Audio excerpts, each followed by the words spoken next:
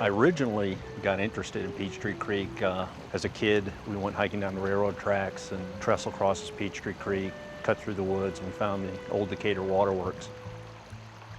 A number of years later, as I'm commuting through the city, I see Peachtree Creek crossing Claremont. I see it crossing Peachtree. And I got interested in, well, where does it start? Where does it go to? So I decided to have an adventure in my own backyard. Ended up canoeing the creek all the way out to the Chattahoochee, doing a lot of research, discovering where the headwaters were. The canoe was really the best way to explore this, primarily because that's what I had in my garage. And it just worked out very well. There are a lot of man-made obstacles, sewer pipes, natural obstacles, fallen trees, and things like that. You're constantly running into things, climbing over them.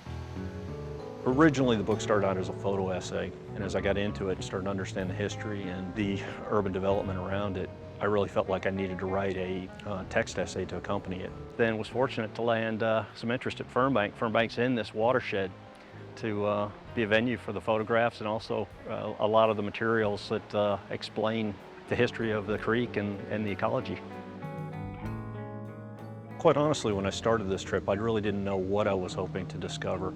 And what I found was something much more complex than finding out where a river or a creek originated and where it went to. This was a natural resource that originally brought people to the area for drinking water and for water power. When I found it, it had been relegated to a sewer and a dumping ground. So it was more than just a geographic adventure.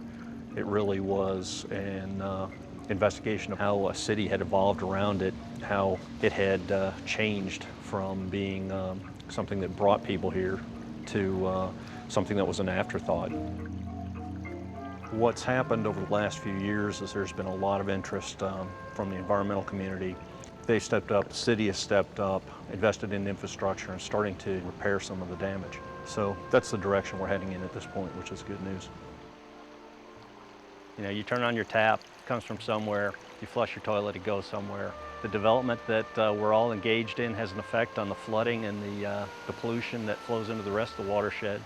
Urban life is not decoupled from the watershed. You could turn your back on it, but it's going to come back to bite you. Water's the source of all life. You just can't ignore it.